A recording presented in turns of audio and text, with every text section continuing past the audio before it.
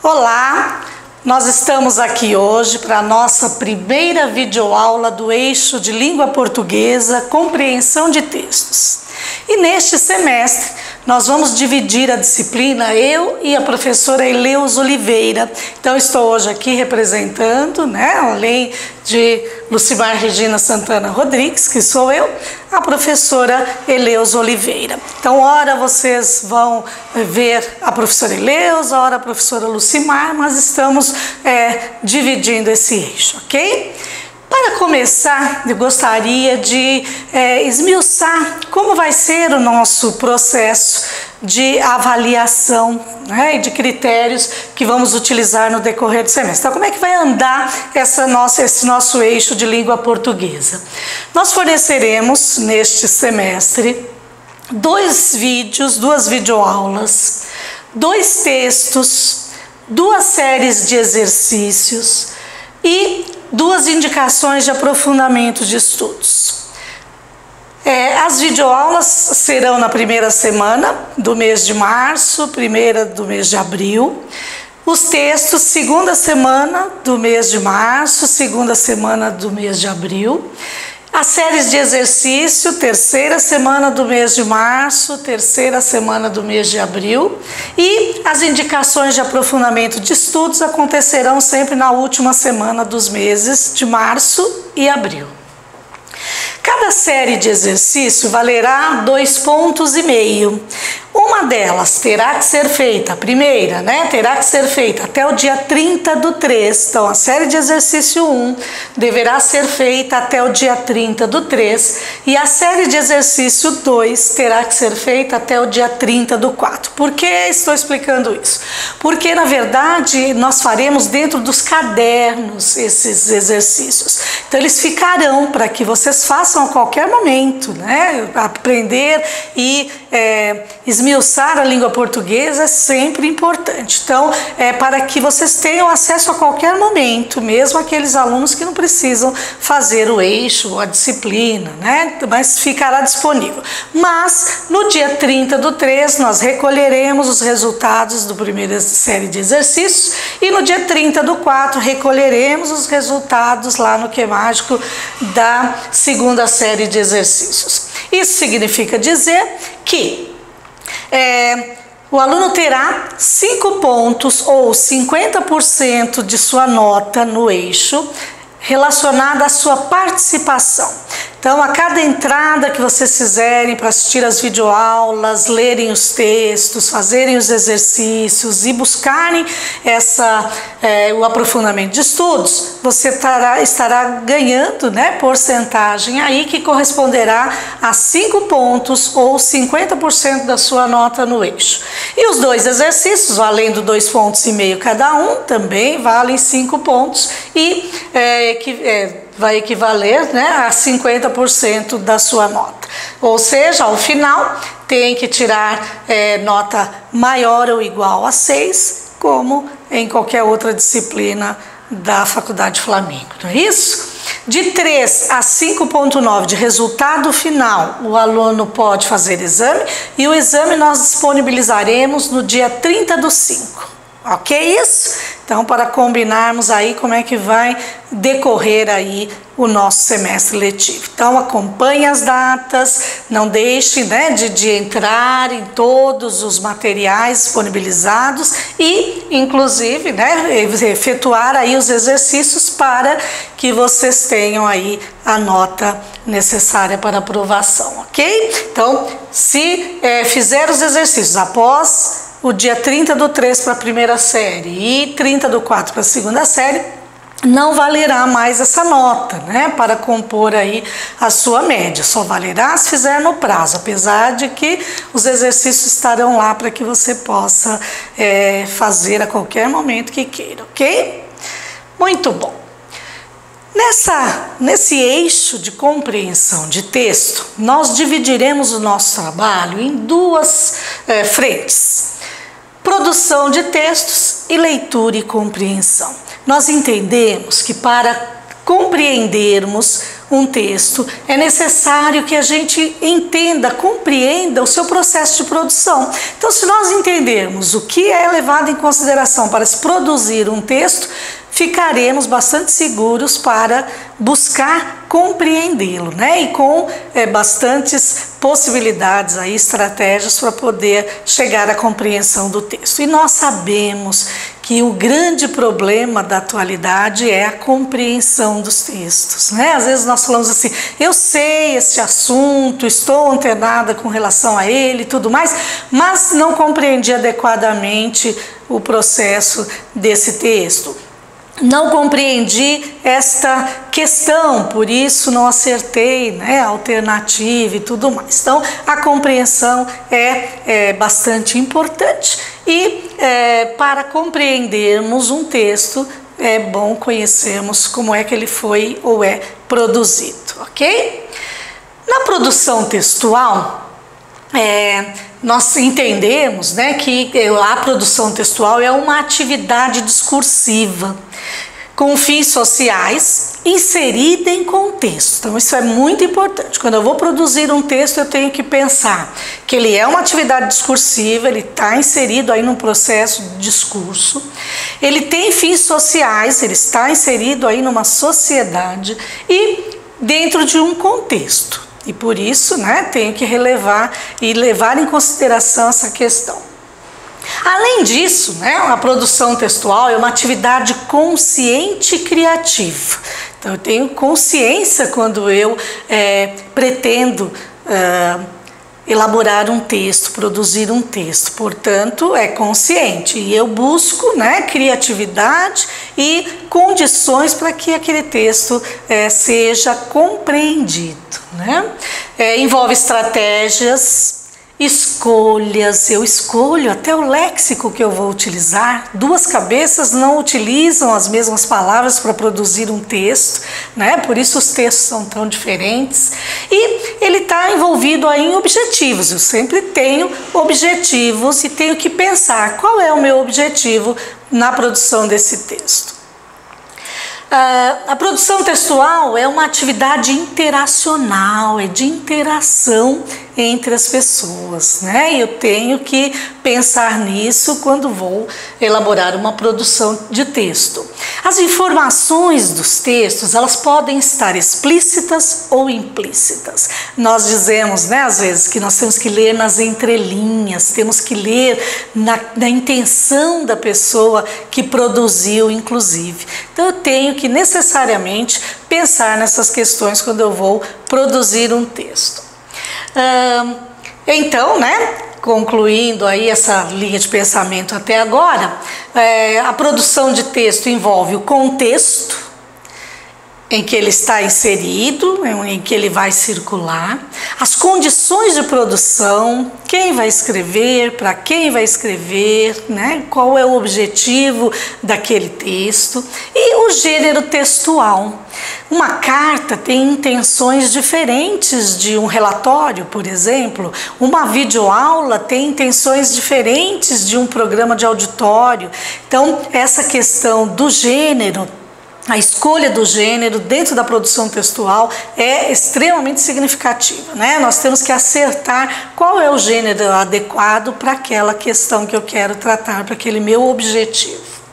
Produção de texto, portanto, envolve para quem vou escrever, quem vai escrever, quem vai produzir, onde está sendo produzido, quando, em que momento, né, está sendo produzido, para quê. Então, qual é o objetivo, qual é a finalidade e por quê, né? Por que é importante produzir esse texto, por que eu necessito de objetivar a produção desse texto. Então, função do texto, importantíssima quando eu penso na produção de um texto. Característica do gênero, então eu tenho que pensar se é uma carta, quais são as características de uma carta? Se é um relatório, quais são as características de um relatório? Se é um trabalho acadêmico, se é um artigo, quais são especificamente as características deste gênero que eu estou selecionando? A intencionalidade. toda pessoa que vai produzir um texto, ela tem uma intenção. Então, essa intencionalidade é relevante, né? E deve ser entendida pelo leitor para que o texto seja compreendido. A situação de produção, então, onde está sendo produzido, por quê, para quê. O conhecimento de mundo, e sabe de quem? Do público-alvo. Eu vou produzir um texto, eu tenho que pensar qual é o público-alvo desse texto. Quem é que vai ler esse texto? Qual é o conhecimento de mundo desse público para que ele compreenda o texto que eu estou me propondo a produzir? Há uma frase que diz assim: use sal grosso, as outras carnes vão ficar com inveja. Isso foi escrito num açougue de Maringá. E aí nos leva a uma reflexão, né? Sal grosso com carne, tem tudo, está bem relacionado, né? Qualquer carne vira churrasco temperada com sal grosso, qualquer carne fica mais nobre se for temperada com sal grosso. Então, o sal grosso dentro do contexto de carnes, né? Dentro do contexto de um açougue, perfeitamente cabível e compreensível. Mas por que será que as outras carnes vão ficar com inveja? Por que as outras carnes não poderiam ficar com vergonha, ficar com medo, né? Por que com inveja? Então a palavra inveja aí tem uma intenção bastante importante, né? E ela vai promover necessariamente no público-alvo uma reflexão e uma necessidade de consultar qual é o conhecimento de mundo que esse público tem, né? E aí pensar, existe uma frase, né, que relaciona banho de sal grosso para resolver problemas de inveja, né, para defender contra a inveja.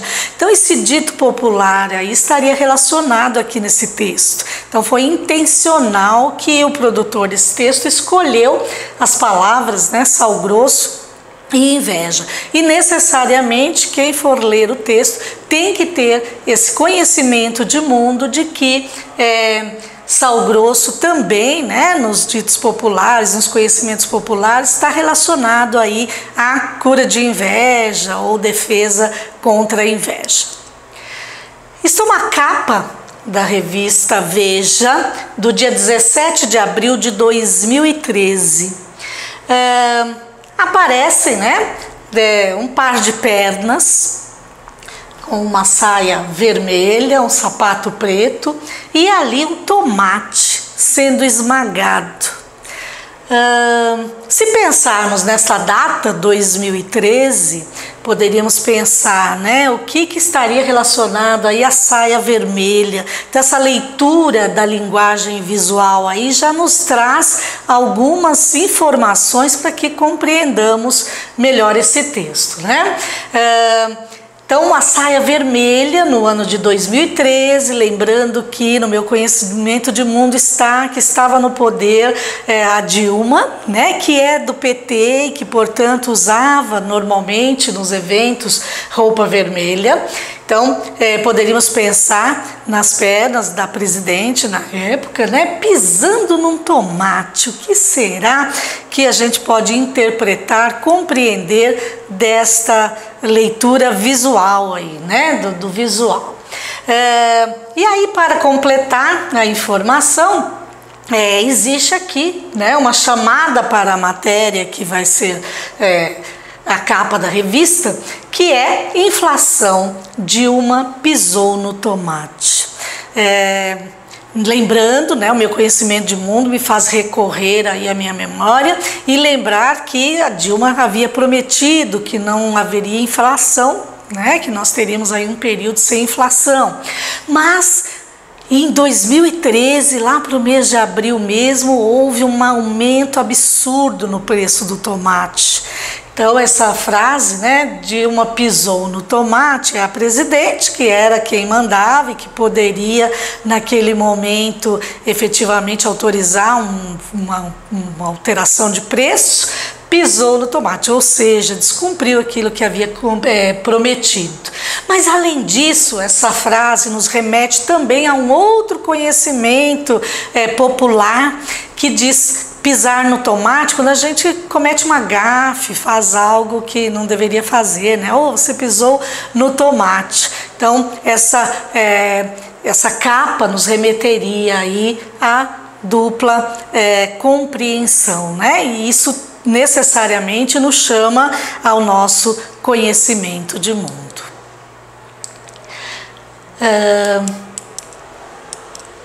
Há uma propaganda do Boticário que saiu no dia 10 de junho de 1992, faz tempo, né?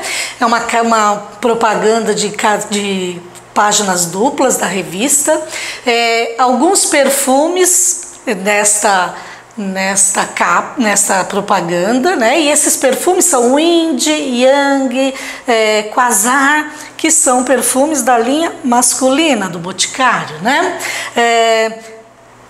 Aqui está 12 de junho, Dia dos Namorados. Então é uma propaganda comemorativa aí, trazendo aí propaganda para o Dia dos Namorados. Saiu na revista Veja e diz assim, ó: vocês que só pensam naquilo, pensem nisto. Então, essa frase também nos remete, né, a uma frase popular que diz, né, e é geralmente direcionada aos homens, os homens só pensam naquilo, né, maliciosamente, né, e aí está falando com os homens, né, vocês que só pensam naquilo, pensem nisto. Então, pensem aí na linha de perfumes do Boticário e queira ganhar um desses perfumes no Dia dos Namorados, né? Então, uma frase curta, mas que pode remeter a algumas compreensões, né? Podemos fazer algumas compreensões a partir dela. E não nos esquecendo de que, né, quem produziu teve uma intenção, quem produziu pensou no público-alvo que leria essa propaganda. Então, posto que está na revista Veja, imaginava-se que o público maior seria o público masculino, né, principalmente nos anos 92, na década de 90. Então, é um período, um momento, né, direcionando aí aos homens essa linha de perfume e esse intuito de desejar ganhar, né? Então arrume uma namorada, né? Ou lembre sua namorada que você pode ficar feliz aí usufruindo de um perfume do Boticário. Bem, para esse nosso primeiro momento seria isto, né? Nós pensarmos nas questões de produção de texto para depois buscarmos a leitura dos textos e aí ficaria mais fácil essa compreensão. Há umas sugestões de textos para lermos, nós aprofundaremos esse momento a partir do texto que nós forneceremos na segunda semana e depois os exercícios para praticarmos até chegarmos aí no nosso intuito, que é buscarmos aprimorar a nossa condição de leitores de texto e de compreender, né, os textos que circulam no nosso momento, ok? Então era isso por hoje, até a próxima videoaula. Tchau, tchau!